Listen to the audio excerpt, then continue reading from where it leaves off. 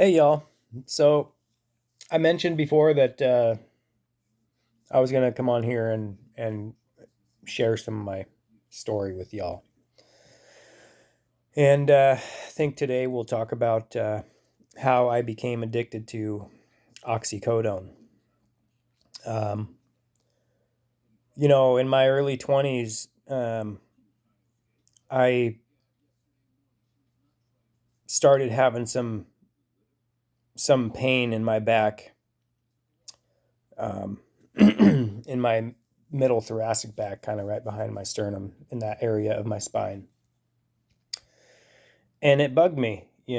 But being the workaholic, grind hard dude that I was, um, I just obviously kept going, right?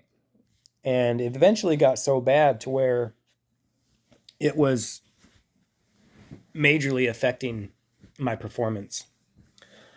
And I went to doctors, and they would look at me and literally tell me that I'm too young to feel that old, basically.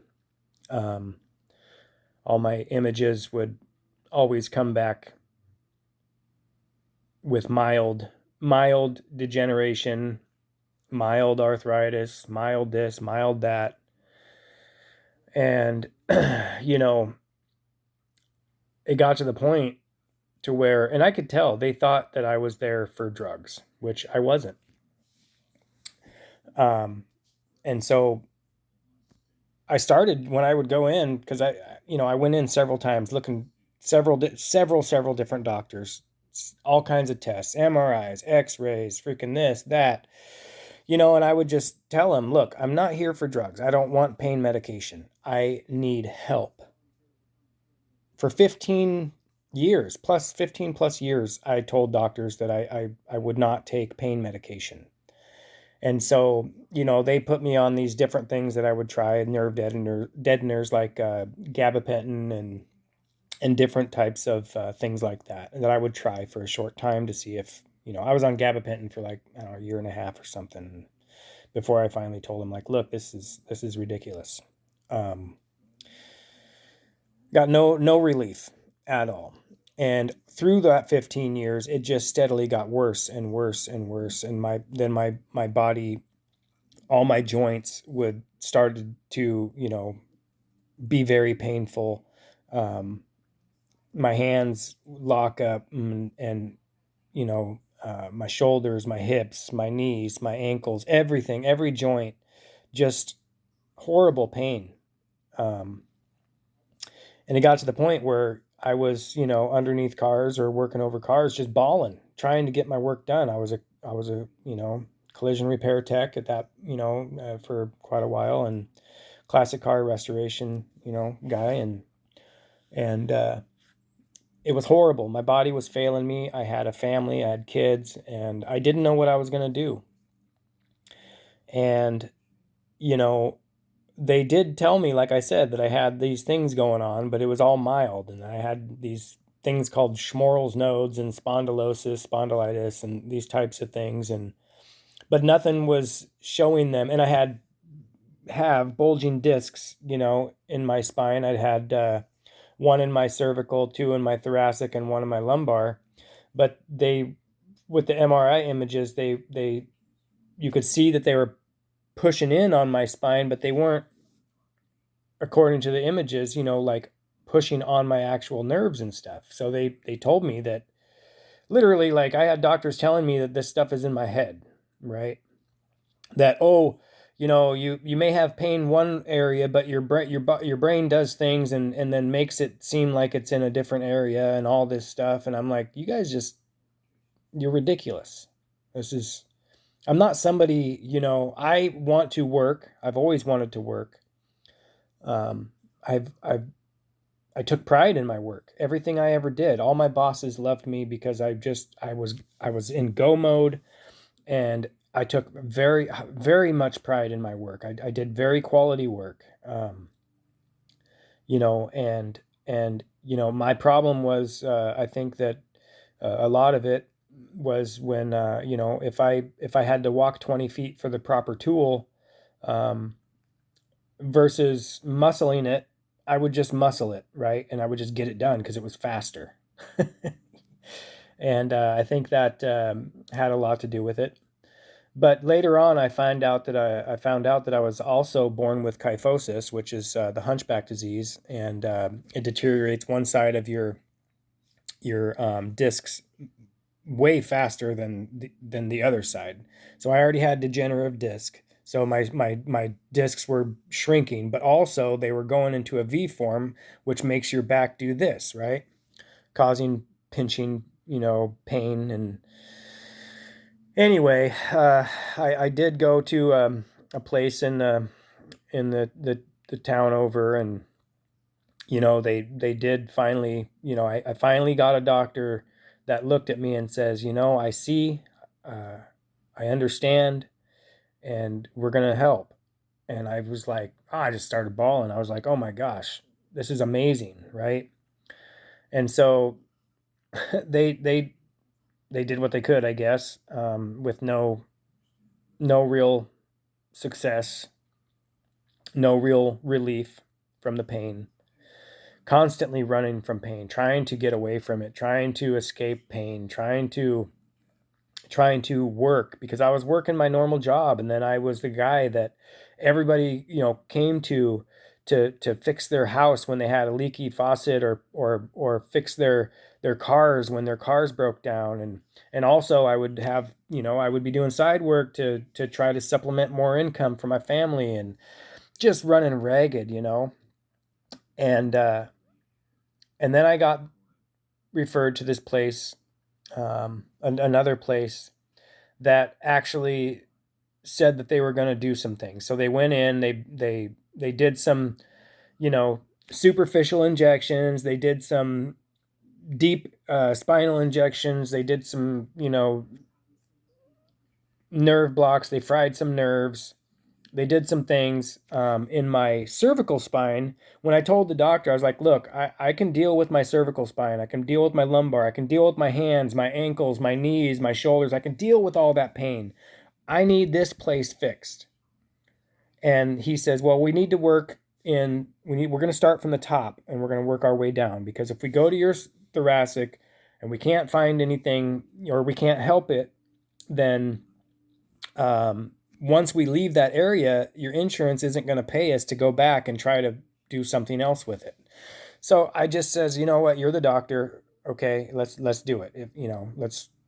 If we can start in my cervical and relieve some of that pain, sure, but we need to work on this area.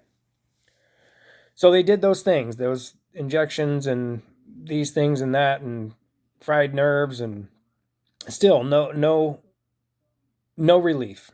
And when it come time to go to my thoracic spine, they wouldn't. They told me that uh, it was a massive procedure, because apparently with the thoracic they have to go through the front of you. They can't go through the back, so they got to basically like break open your chest and get in through the front, and it's a major thing.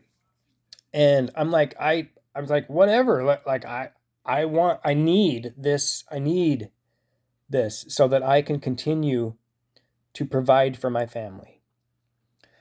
And they're like, we're not comfortable doing that, and so there's just really nothing else we can do for you. And so they sent me back to my normal doctor, and they diagnosed me with fibromyalgia and arthritis and these different things, and just basically said, there's nothing we're going to do for you. And so at that point, again, it was like 15 years of this stuff, trying to figure out what's going on. And at that point, I was like, fine. I then give me pain meds. I need something that can help me so that I can be a functioning person and provide for my family. Because at this point, I had 4 kids at home, little baby, two, all kids under 5 years old. If I remember correctly, I know that they were super young. My memory's not the greatest, but so that was when I started my journey with oxycodone. And I took that oxy for probably about 6 years. Um, and I was not taking a crap ton. I think I was only up to about 30 milligrams a day. That's what the maximum I ever took was 30 milligrams a day. That's what I was prescribed. And I hope that I get this whole video in. But anyway, basically what happened was the doctor that I was seeing, he got in trouble. Well, he got under investigation because something happened with another patient of his, right? Well, when they put him under investigation, they kicked every single one of his patients. They just stopped seeing them. They stopped all medication, pain medication, and so they wouldn't. They literally, I begged them, like, you can't just you can't just kick people off of these medicines. You have to step them down. You have to help them step off of these medications, and they wouldn't do it. So that's where I was stuck. I was stuck from 30 milligrams of oxycodone a day to nothing. And let me tell you, it was horrible, absolutely horrible. The sweats, the shakes, the uncontrollable body movements, the headaches, the not being able to sleep, the sweat, it just, oh my God, just horrible. And so I'm in the Fred Meyer parking lot, and one of my really good lifelong friends comes up to me, he sees me, and he's like, "Hey, how's it going, buddy?" And I just freaking broke down. I just broke down. I'm like, I don't know what I'm gonna do, man. I'm dying here. Like, I literally felt like I was dying. And so it was in that moment I decided that I was going to put myself on Suboxone. And I had tried going to another clinic to have them help me step down off of oxycodone, because I wanted to get off oxy for about a year. I just didn't know how to do it, and I didn't know what I was going to do. I knew that the pain was going to be still there, and I really wish I would have done that with my doctor before he ended up getting under investigation. On that note, he was cleared. He's back to work, now. So he didn't do anything wrong, but it was horrible for me. So I went into the Suboxone clinic, put myself on Suboxone, and I was on that for, I don't know, a year or something, year and a half. And I decided that I was going to step myself off of that. So that's what I did. I stepped myself off of Suboxone, and I was doing the films. And for anybody that doesn't know, you put these films under your tongue, and one film is it's an 8 milligram film. I was taking 3 a day, so 24 milligrams, and I stepped myself down. The third film I cut in half, and half of a film at a time, until I got down to a half of a film, 4 milligrams a day, and then I started half that, 2 milligrams, half that, 1 milligram, half that, half a milligram, until the point where I was taking one of those 8 milligram films and cutting it up into 32 pieces. I mean, these pieces were smaller than a BB, like tiny. And I was taking those once a day. And if I didn't take it, I was still having withdrawals, uncontrollable body movements, not being able to sleep, sweating, nasty, nasty, nasty. But I was able to finally, I just said, enough is enough. And I had gone to Arizona, which, for those of you who don't know, the dry weather, the dry climate without the humidity is really good for arthritis. So I felt if there was any time that I could do it, it was now, when I was there. So the first day I was there, I took that little tiny, I mean, I'm talking tiny. I couldn't cut them any smaller. That's how small they were. I literally could not cut them any smaller. And then I just said, I'm not doing it. So I quit, and it was rough. I was in Arizona for 3 weeks, and it pretty much took most of that to get to the point of not having the withdrawals anymore. They got less and less and less, which was, great. But it was still tough. I don't recommend anybody getting on Suboxone. That stuff, I believe, was nastier than the oxycodone was. So I don't advise anybody to take that stuff. I hope I didn't cover up my microphone. Anyway, so now I've been off of that now since April, March, since the beginning of March. I don't remember the date. But man, I tell you, I feel so much better. I'm still in pain every day. I still, my spine feels like it's being crushed into the ground, like my head is being crushed into my feet. I can't get away from pain, so lots of meditation. But boy, do I feel good that I'm not taking that crap. And I can tell my body is much better now that I'm not taking that stuff. So that's kind of my story with addiction as far as oxycodone goes. Now, they say Mary Jane is not addictive, but I beg to differ, and we'll talk about that another day. But I just want you guys to know that it's worth it. No matter how bad the struggle is to get off of these things, it is worth it. I've done all kinds of things in my life as far as drugs, well, not all kinds of things, but, I've done things I'm not proud of. I've done meth and I've done coke, and it's just, I'm not proud of that stuff. But I was never addicted to those things. I never got addicted to those things. It was just a kind of a social thing. And I didn't have a problem stopping, thankfully.